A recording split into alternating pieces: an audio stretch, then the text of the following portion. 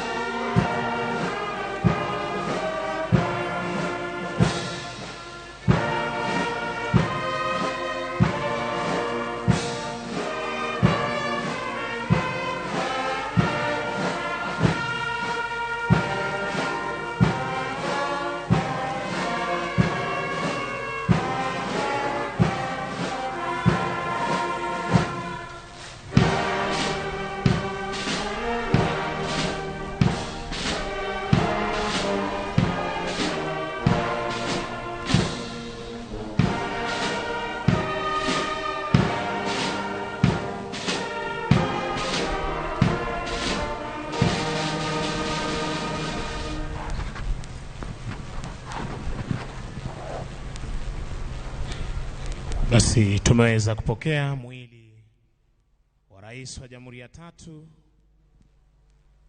ya Kenya, Mheshimiwa Mwai Kibaki, kwenye altari tayari kwa misa.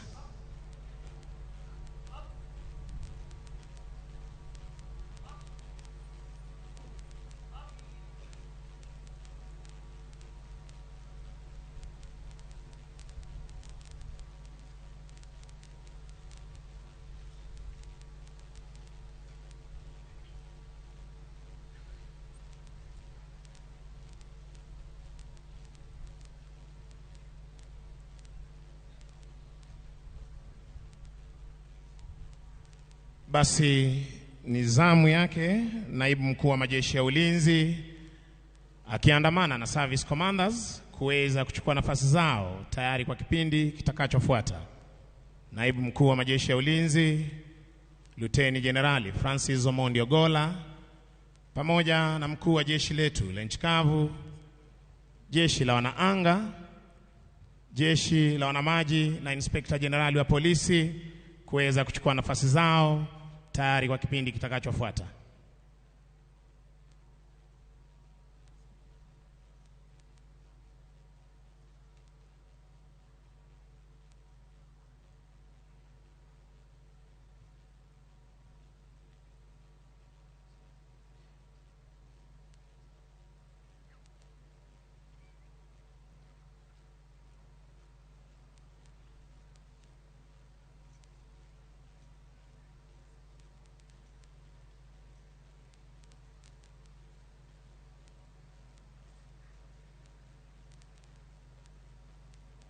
Bwana Wanjohi.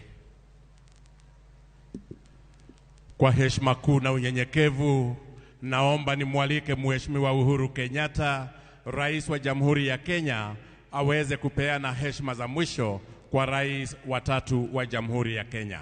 Atasindikizwa na mkuu wa majeshi. Karibu Mheshimiwa Rais.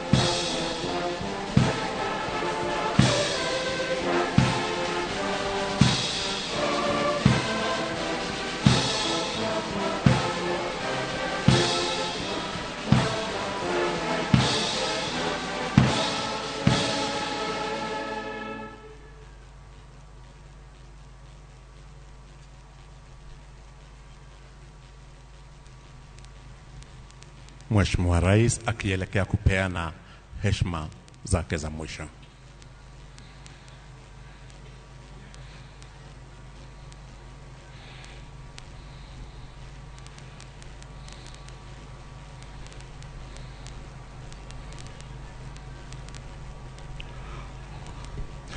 Kwa heshima kuu na unyenyekevu, nitaomba sasa nimwalike Mheshimiwa Salva Kiir Mayardit, Rais wa Jamhuri ya Sudan Kusini. Walio kwenye jukwaa rasmi tunaweza kuketi.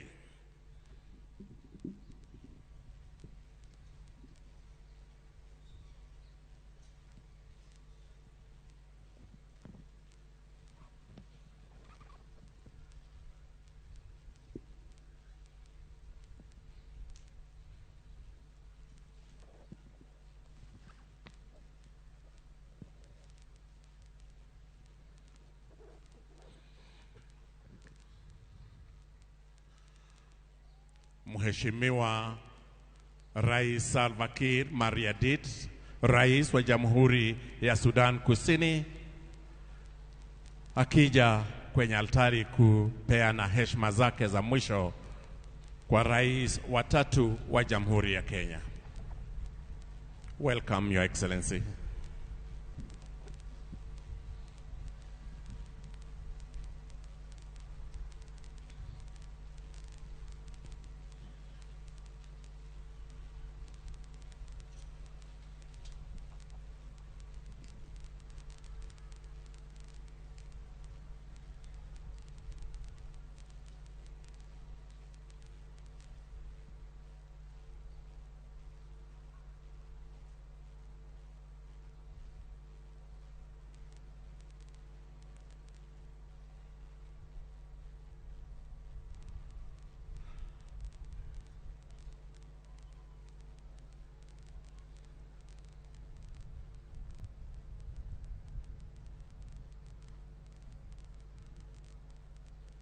Anateremka sasa kutoka kwenye jukwaa kuu Mheshimiwa Salva Kiir Mayardit, Rais wa Jamhuri ya Sudan Kusini, kuweza kupeana heshima za mwisho kwa rais wa tatu wa Jamhuri ya Kenya.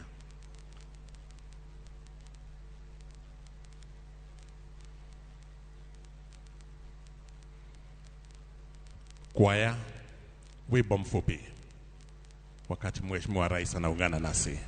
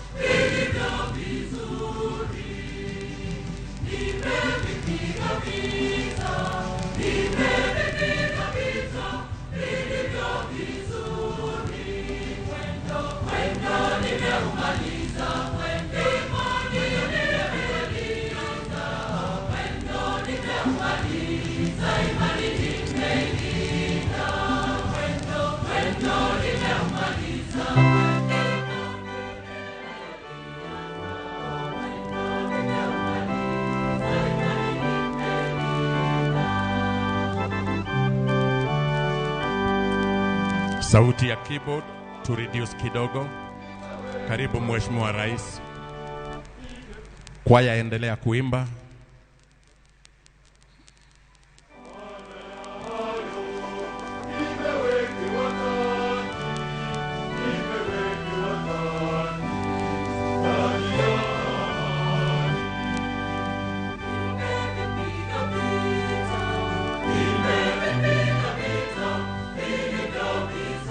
Nitamwalika sasa kwa heshima Mheshimiwa Cyril Ramaphosa, Rais wa Jamhuri ya Afrika Kusini.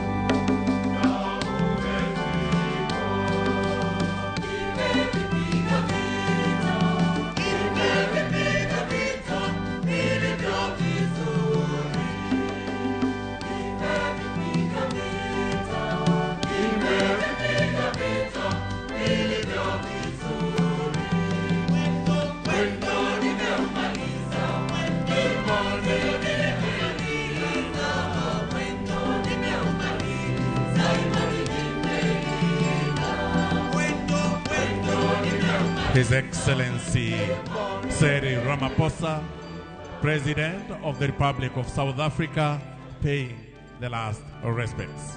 Karibu, Your Excellency.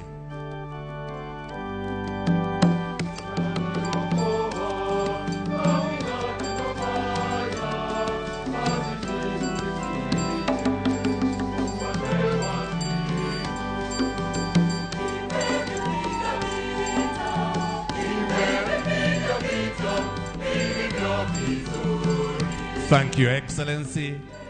Kwa heshima kuu na unyenyekevu nitamwalika sasa Mheshimiwa Sale wa Zeude, Rais wa Jamhuri ya Shirikisho ya Ethiopia, aweze kupeana heshima zake za mwisho. I wish to now most humbly welcome Her Excellency Sale wa Zeude, President of Ethiopia, to pay her last respects. Welcome, Your Excellency.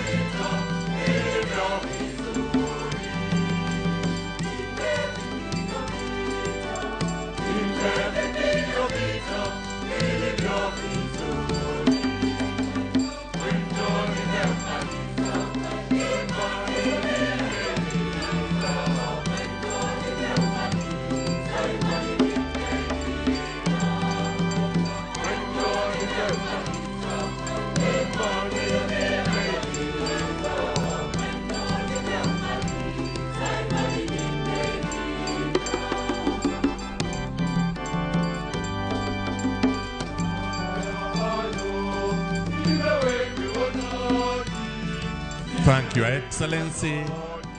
Nitamwalika kwa heshima Mheshimiwa Daktari Edward Girente, Waziri Mkuu wa Jamhuri ya Rwanda, aweze kupeana heshima za mwisho. I now wish to welcome Dr. Edward Girente, Prime Minister of Rwanda, to pay the last respects. Welcome, sir.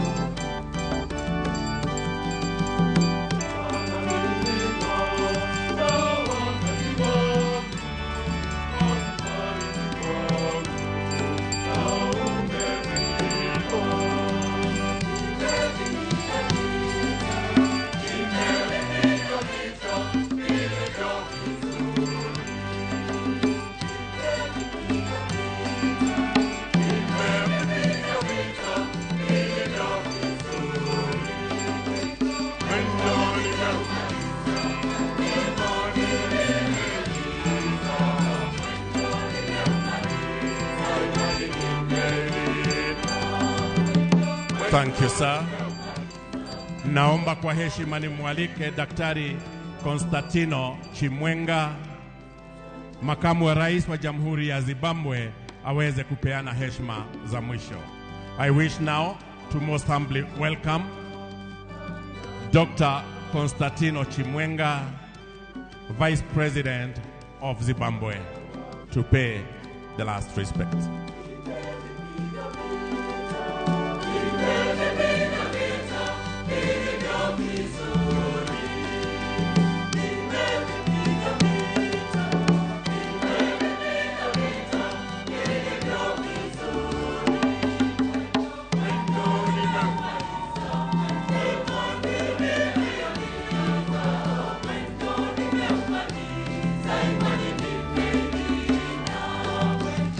When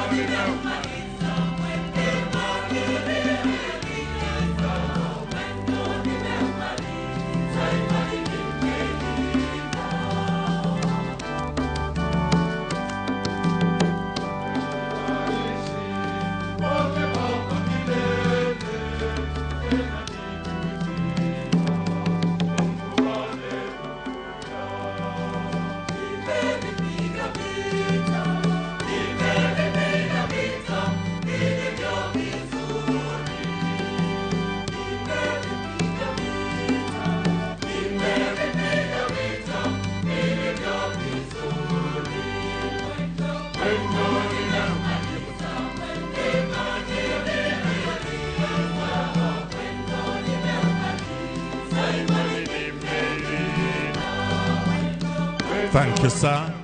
Nitamwalika kwa heshima sasa Mheshimiwa Philip Isdom Pango, makamu wa rais wa Jamhuri ya Muungano wa Tanzania, aweze kupeana heshima za mwisho. I wish to now welcome Honorable Philip Isdom Pango, Vice President of Tanzania.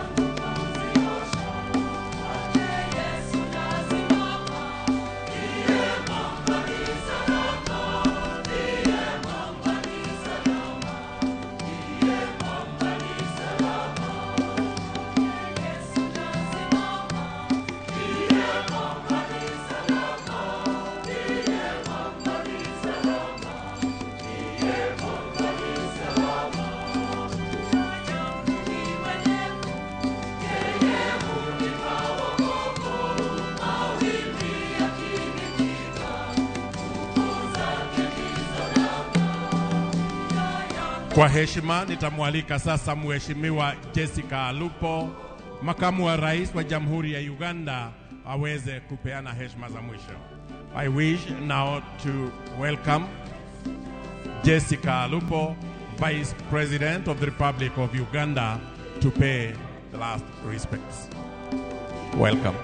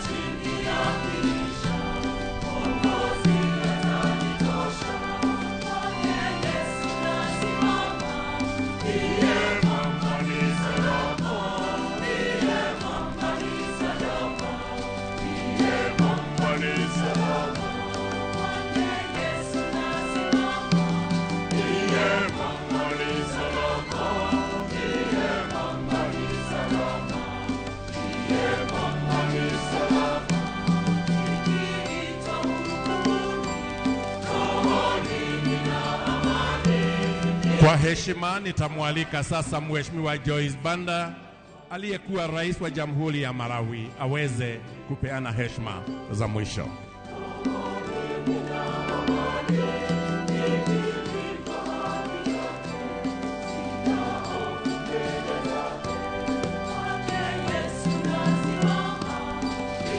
I wish to now welcome Her Excellency Joyce Banda, former President of the Republic of Malawi, to pay the last respects.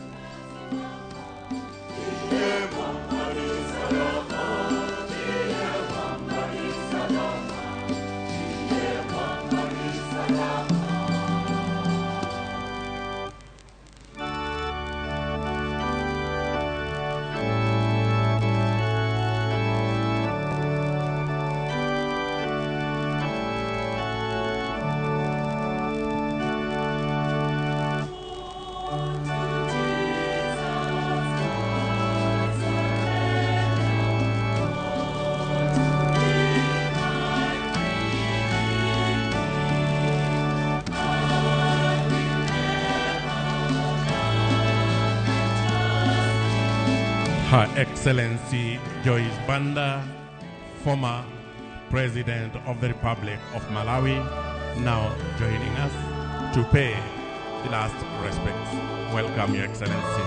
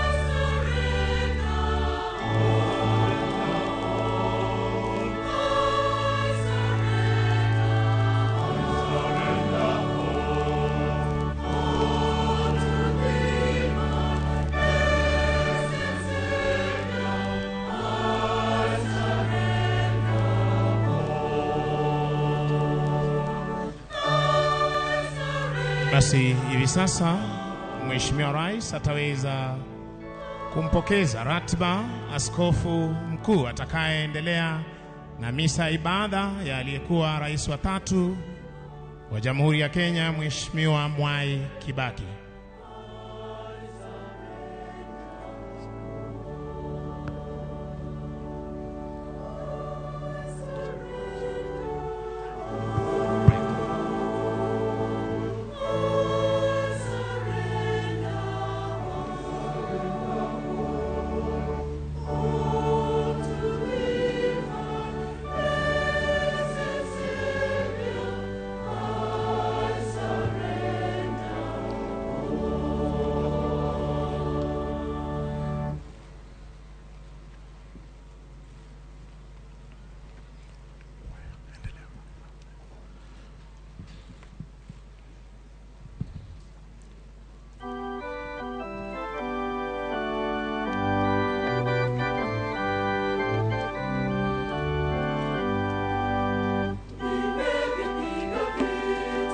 Asante. Kwa heshima naomba sasa nimwalike Mheshimiwa Rais aweze kuungana na viongozi wengine kwenye jukwaa kuu. Your Excellency, karibu.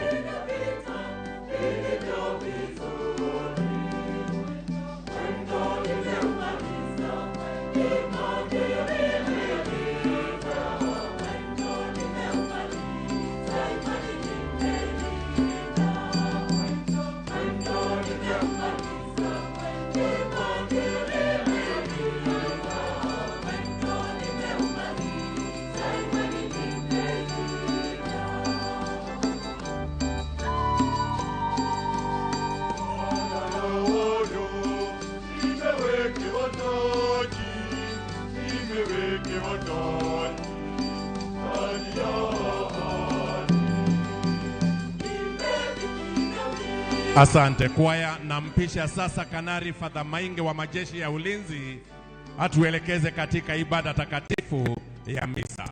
Kanisa tafadhali, tafadhali.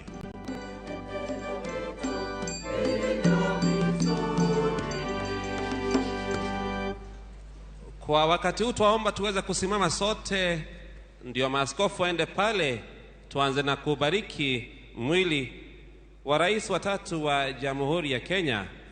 Kwa hivyo wakati huu niombe askofu mkuu tuelekea pale ambapo amelazwa, ndio tuweze kuwa na maombi ya kubariki mwili.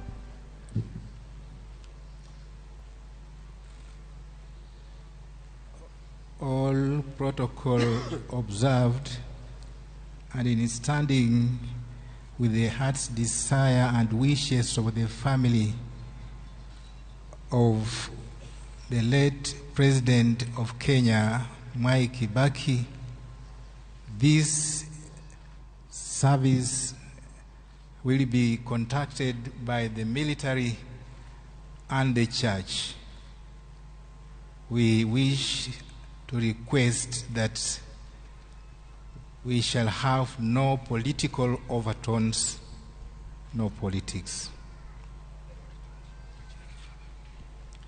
Kwa jina la Baba na la Mwana na la Roho Mtakatifu.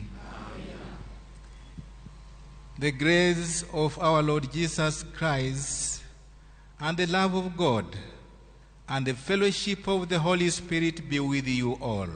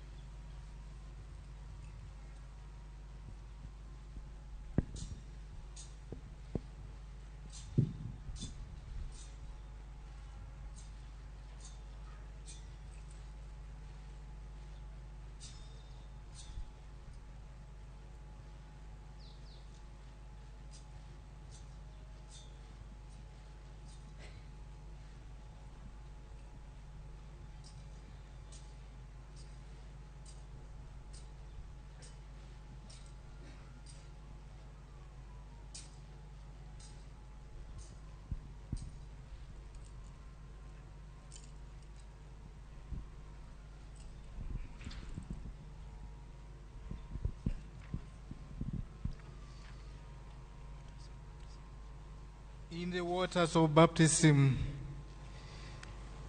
Mwai Kibaki died with Christ and rose with him to new life. May he now share with him eternal glory.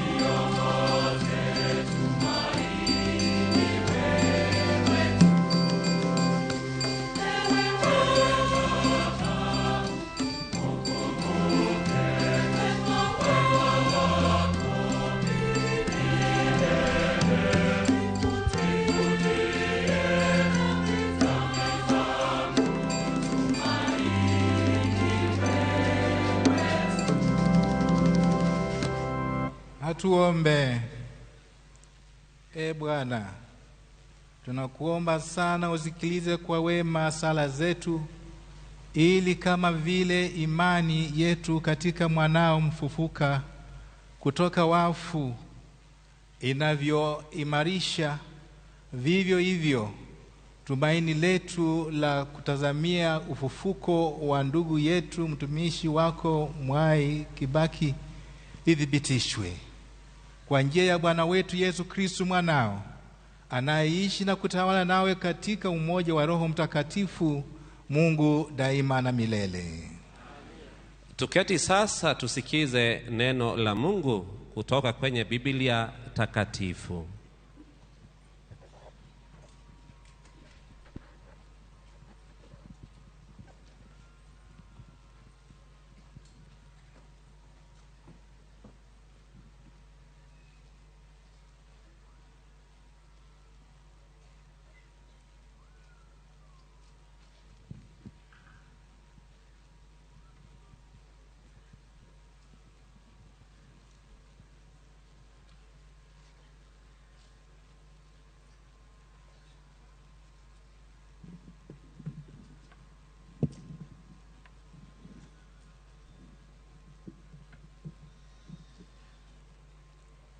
Somo katika kitabu cha hekima ya Sulemani. Roho za wenye haki zi mkononi mwa Mungu, wala mateso yoyote hayatawagusa. Machoni pa wapumbavu walionekana kama wamekufa, na kutoka kwao kulihesabiwa kuwa msiba, na kuondoka kwao toka kwetu kuwa uharibifu. Lakini wao wako katika amani, na hata kama kwa mtazamo wa watu wanaonekana kuadhibiwa, tumaini lao limejaa kutokufa. Kwa kuadhibiwa kidogo, watafanyiwa mema makubwa. Kwani Mungu aliwajaribu, akawakuta kwamba wanamstahili yeye. Aliwatathmini kama dhahabu katika tanuri, na kama sadaka ya kuteketezwa aliwapokea. Na wakati wa kujiliwa kwao watang'aa, na wataruka huku na huko kwa cheche kwenye nyasi. Watahukumu mataifa na kuwatawala watu, naye Bwana atakuwa mfalme wao hata milele. Wenye kumtumaini Mungu watafahamu ukweli, nao waaminio katika upendo watakaa naye. Kwani neema na rehema ni kwa watakatifu wake. Neno la Bwana.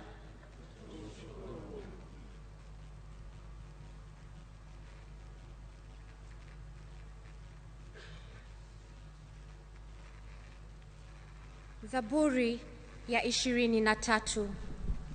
Kiitikio: Bwana ndiye mchungaji wangu, sitapungukiwa na kitu. Bwana ndiye mchungaji wangu. Bwana ndiye mchungaji wangu, sitapungukiwa na kitu. Bwana ndiye mchungaji wangu, sitapungukiwa na kitu. Na tutaimba.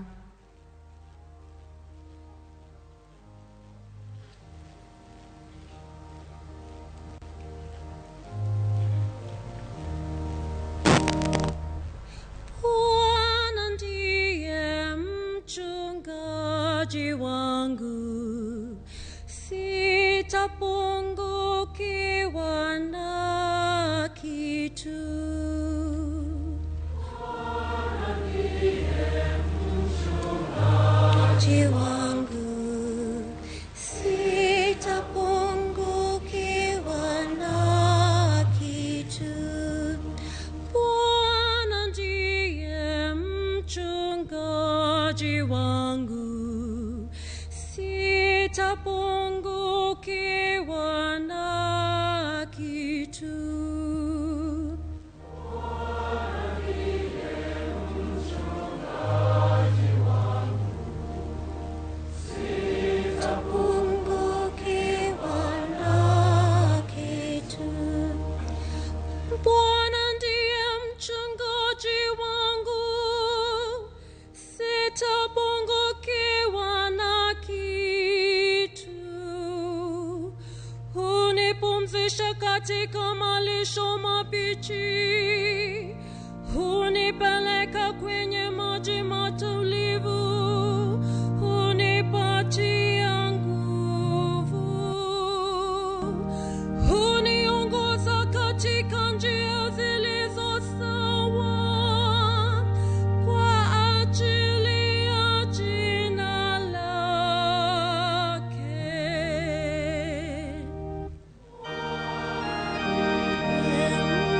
Mchungaji wangu,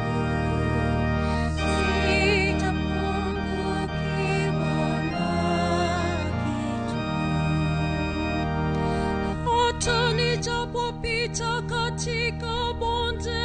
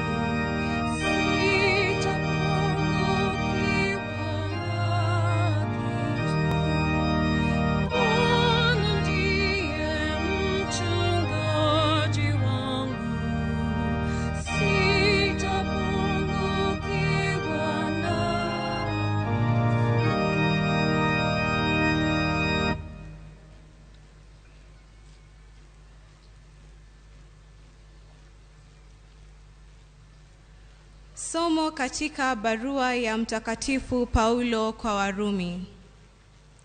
Ndugu zangu, wote wanaoongozwa na Roho wa Mungu ni wana wa Mungu.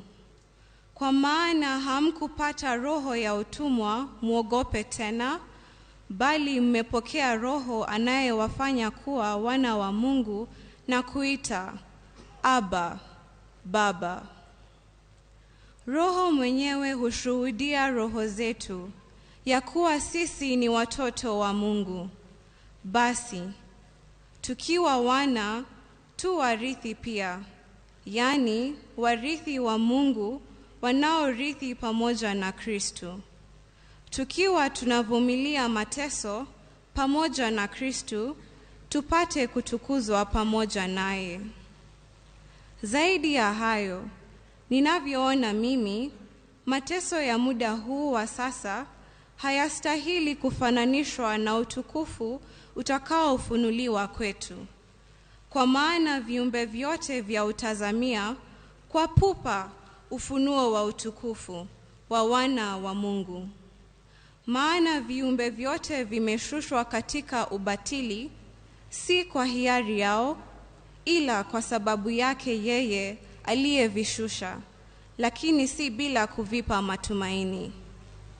Ndiyo maana viumbe pia vitaokolewa katika utumwa na uharibifu na kujaliwa uhuru wa utukufu wa watoto wa Mungu.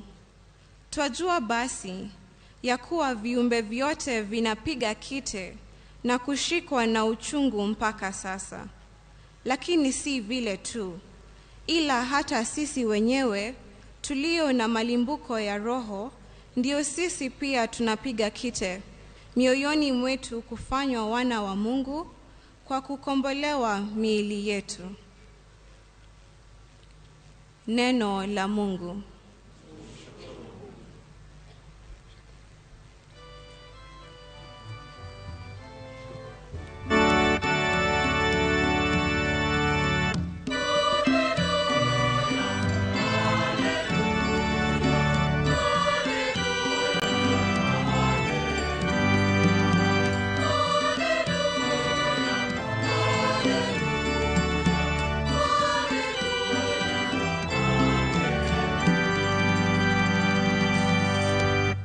Na kutukuza Baba, Bwana wa mbingu na dunia, kwa kuwa umewafunulia watoto wadogo mafumbo ya ufalme.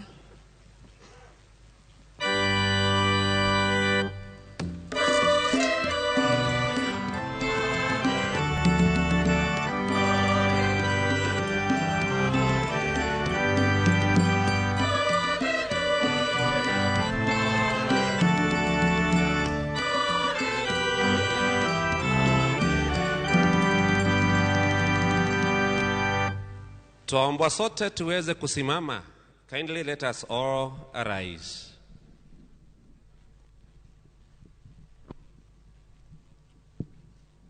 Bwana awe nanyi. Awe moyoni mwako. Somo la Injili takatifu ilivyoandikwa na Mathayo.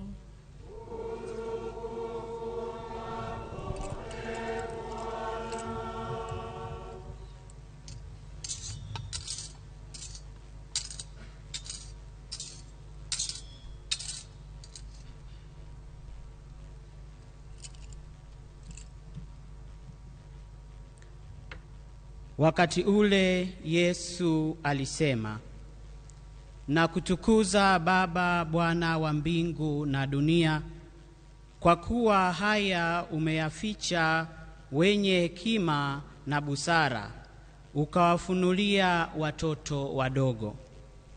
Ndivyo Baba ilivyokupendeza. Nimekabidhiwa yote na Baba yangu. Hakuna amjuae Mwana ila Baba, wala hakuna amjuae Baba ila Mwana, na yeyote ambaye Mwana apenda kumfunulia. Njoni kwangu ninyi nyote msumbukao na kulemewa na mzigo, nami nitawapumzisha. Mjitwike nira yangu na kujifunza kwangu, kwa maana mimi ni mpole na mnyenyekevu wa moyo, nanyi mtazipatia roho zenu raha. Kwani nira yangu si nzito na mzigo wangu ni rahisi kuuchukua. Injili ya Bwana.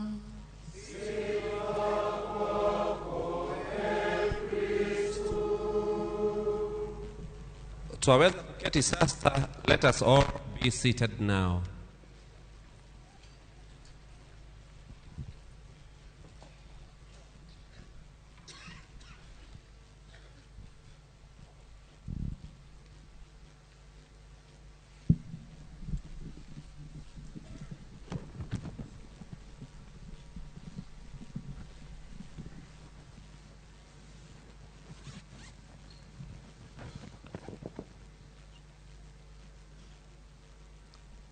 Your Excellency, our dear President, Honorable Uhuru Muigai Kenyatta, all our dignitaries and friends from other countries are visiting us, Your Excellencies from all the countries that are present, we welcome you. Your Excellency, our Nuncio representing the Holy Father in Kenya and Sudan, Your Graces, my Lord Bishops, Reverend Sisters, our lay faithful, the family of His Excellency the President, the late Mwai Kibaki, Wakristo wote wapendwa kutoka sehemu mbalimbali,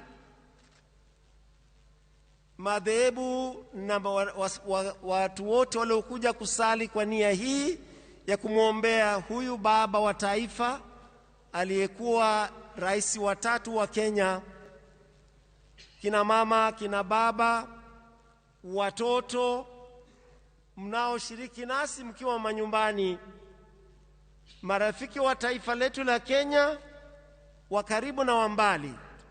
Tumsifu Yesu Kristu. Mungu ni mwema na kila wakati. Basi mimi kwa niaba ya maaskofu wa Kenya, kwanza tulokuwa na mkutano majuzi unaisha jana, napenda kuchukua nafasi hii fupi kuwapeni maombolezaji wote mlio mbali na walio karibu, poleni kwa kumpoteza baba wa taifa, rais wetu wa 3 katika jamhuri yetu ya Kenya. And I like to read the message sent by the bishops of Kenya that were meeting during this particular week.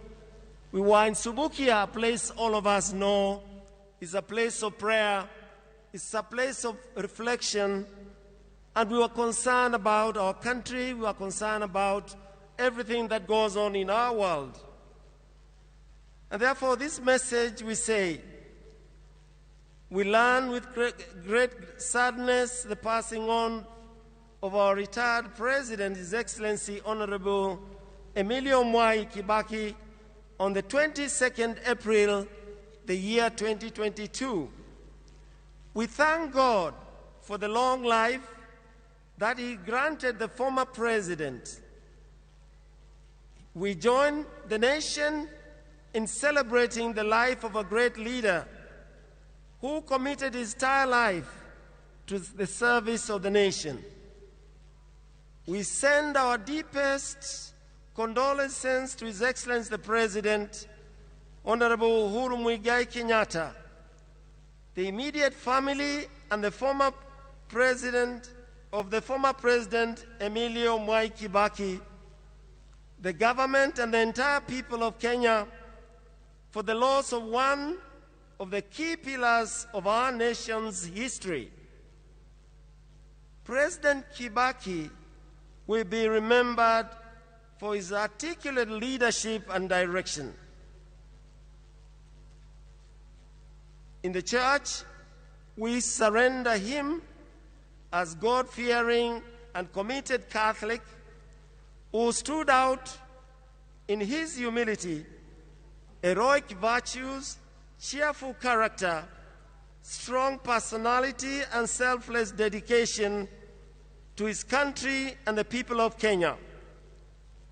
We, the Catholic bishops of Kenya, and the many honorable occasions we had many occasions to interact with him. He was indeed a father, an elder, and a true hero of the nation. He leaves us as a true legacy of statesmanship that was above ethnicity and favoritism, and always portrayed decency and respect for others in his political style. As Kenyans in this moment, to reflect and learn from his wealth of wisdom, and especially we should learn from his stewardship of the resources of this country, his readiness to serve in any capacity with humility and spirit of reconciliation that never harbored rancor or hatred. As our country enters this electioneering period, in honor and emulating the example of our leader, we can call upon our leaders to demand of themselves the highest level of respect for one another, avoiding any expressions of intolerance, hatred, or ethnicity. President Kibaki always put our nation before his personal ambitions and was always accommodative. We, the Catholic Conference of Catholic Bishops, convey our deepest sympathy and promise our prayers to his family, friends, and the nation at large. We also condole with all Kenyans of our country who deeply feel the loss of such a great leader. Eternal rest grant unto him, O Lord. Let perpetual light shine upon him. May he rest in peace. So, my dear brothers and sisters, all protocols observed, it is a great honor we have this day. We were moving fast in elections towards August, towards many activities that surround that activity. But the church, the church and our religious community gathered here, though this is a Catholic celebration, is a call to us to prayer. And I believe that is one of his great virtue he had. He called people to pray by his lifestyle, by his words, by his family background, and also by his way of never missing moments to pray, especially whenever the opportunity arose. It is great honor. So we gathered here to do what religious people know best. It doesn't matter whether you're Catholic or you are Muslim or Hindu or a traditionalist.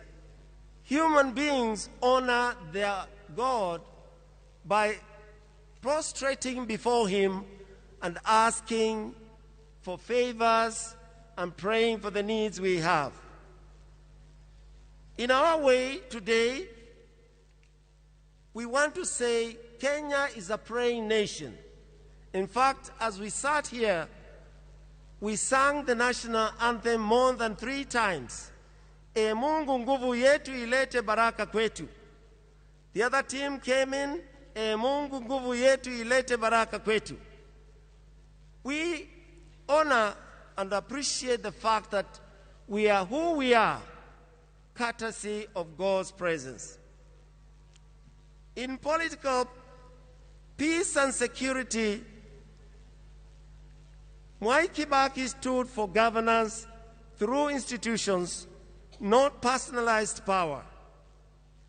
As a president, he did not name institution or roads in his names.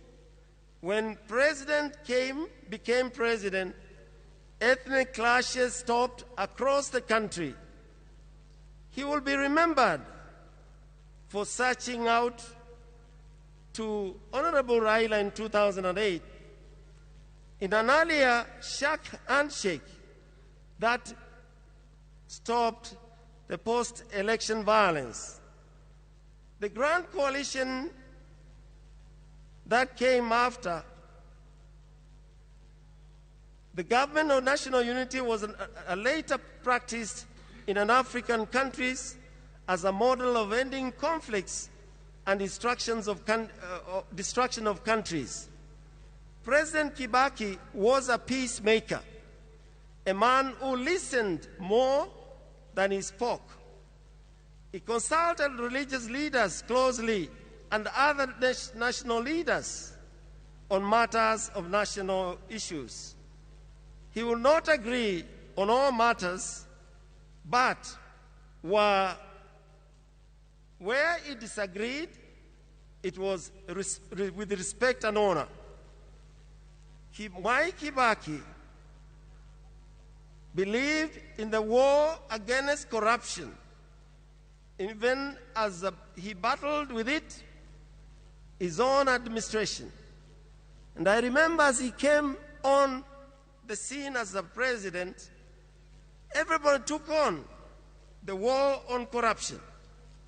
He foresaw ratification or promulgation of Constitution of 2010, which birthed devolution and a strong policies of good governance and a national principles. He allowed rights of freedom of expression, assemblies. He was an icon of tolerance and letting others say what they want to say. And even didn't want to listen, he will just let you speak and say, utaongea na utalala.